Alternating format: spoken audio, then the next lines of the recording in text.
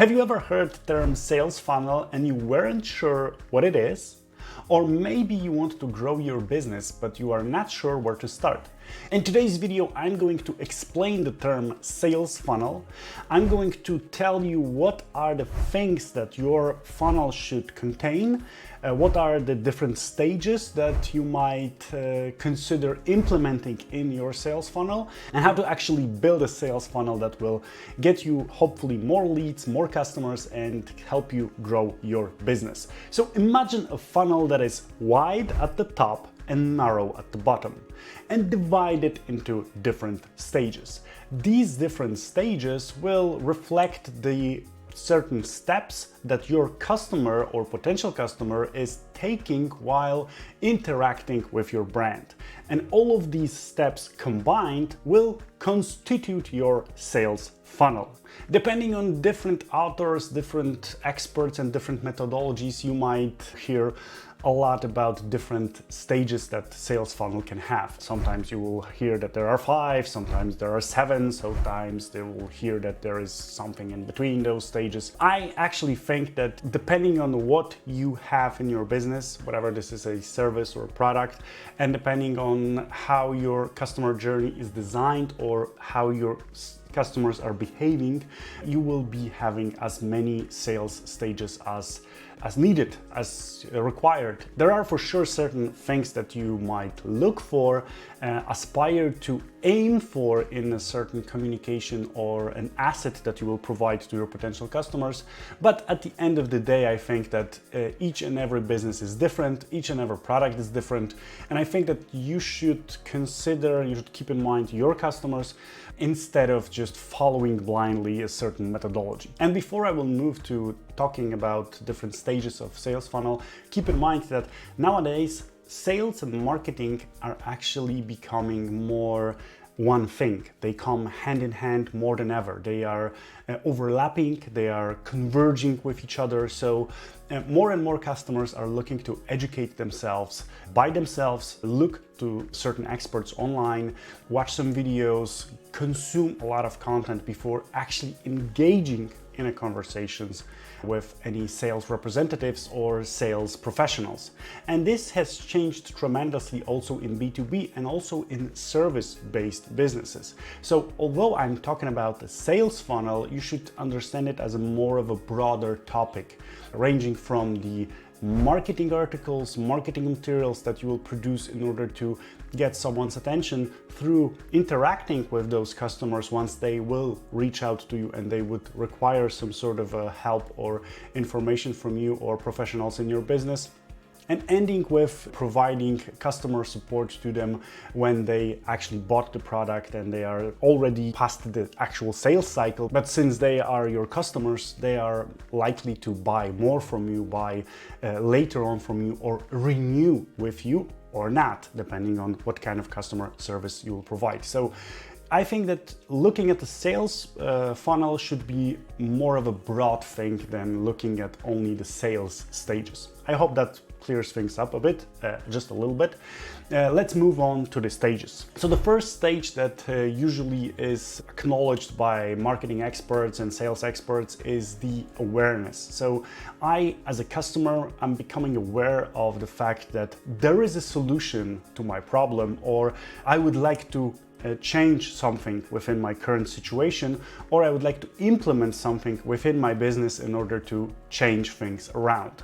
So in this awareness stage, it's very important to stand out, and with posts on social media, with articles on your website, with videos on your YouTube channel and other different things, tell people that, hey, I am an expert in this topic, I am an expert on this, and I can help you solve this problem with a particular set of services or product that I'm offering, and you can trust me with that. The second stage is research. So once someone is actually becoming aware that there is something like, let's say, task management software, they are researching things. So they are looking at mobile apps for task management, for web applications to do the same thing, or for more robust set of services that could, I don't know, integrate with their ERP system or with other areas of their business.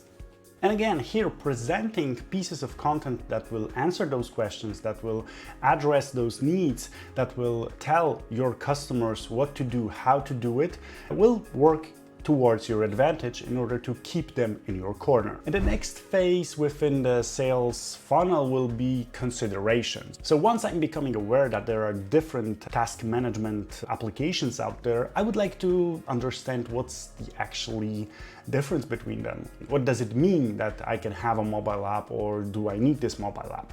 What does it mean that I can have integration with XYZ software, and so on and so forth? So I'm considering, I'm researching, I'm comparing a different set of services, different types of softwares. And here also you can prepare pieces of content, videos with comparisons of different tools, a demo of your own product, your own application, a webinar in which you will compare the two solutions with your solution, and different types of assets that will show your customer that you know what you are doing and that you are being an expert on the topic. And let me highlight that with the sales funnels, the journey might be very different for different products. But if you are thinking about it in a strategic way, then you can actually able to go hand in hand with your customer. If you will talk with them and discover what is the problems that they are facing at each and every stage, what were the questions that they were asking themselves while considering different products and comparing them, you can then produce the tailored pieces of content. So at the first stage, like I said at the beginning, there might be articles. Then there might be videos with more in-depth reviews of products. And then when the customers are going further down the funnel, you might host a webinar, a live video, or even invite them to more of a workshop kind of session in which you will show them how these tools, how these solutions can work in their business. And if you, during the process of registration, will gather their emails, then you have actually moved them further down the funnel by yourself, because now you have their email, so you can contact them with a sequence of emails. You can invite them to the next webinar that you will host, or you can just send them your newsletter and inform them about certain events, products, or things that are happening within your business. So you are further building the relationship, and you're also moving these prospects further down the funnel.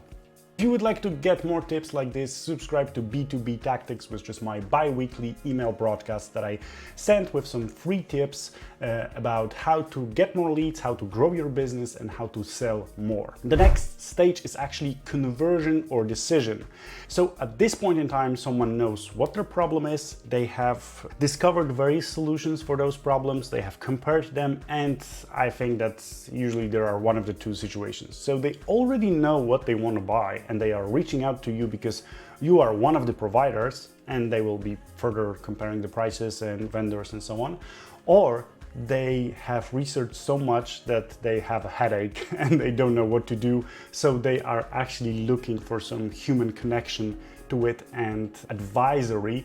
And if you did a good job during those previous stages and you are standing out as an expert, there is a pretty good chance that these people will reach out to you. This is why marketing efforts should go hand in hand with sales efforts, and it's so important to have a balance between the two. And this conversion can have different formats. So maybe people will react to your Calendly link on a webinar that you will host when you will invite them to a free consultation. So from the moment that they've read your article to the moment that they've registered on a webinar, now they want to have one-on-one conversation with you. So they are moving further down the funnel, right? And if they are having one-on-one conversation with you, they are about to actually make a decision. So really quickly, before I will move to the next one, make sure to subscribe to our channel if you are finding this video interesting. And the last stage that some people say that this is still a sales process, some say that it's not because customer either bought or did not buy, and this is one of the two, and there is no longer a sales process.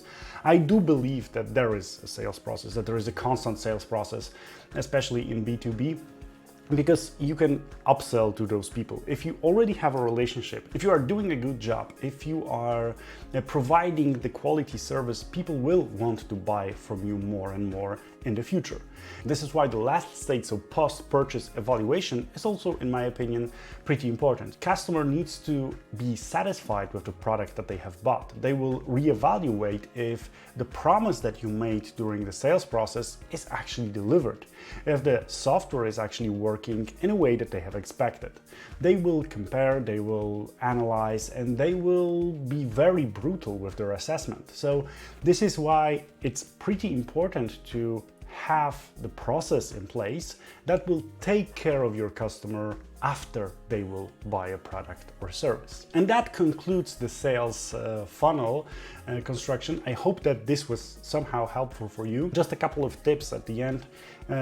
Be sure to talk with your current customers or potential customers and discover what is that they are looking for, what are their problems, what are their challenges. It will be very easy then for you to craft certain pieces of content and not to think about stuff that you think is important, but rather focus on the things that are important to your customers. What will also be helpful is that if you will try to put yourself in the shoes of your potential customers, what would be the path that you would take if you are doing certain thing or if you are looking for something? Would your customer actually want to read an article, or maybe they would prefer to watch a video on the topic, and so on and so forth?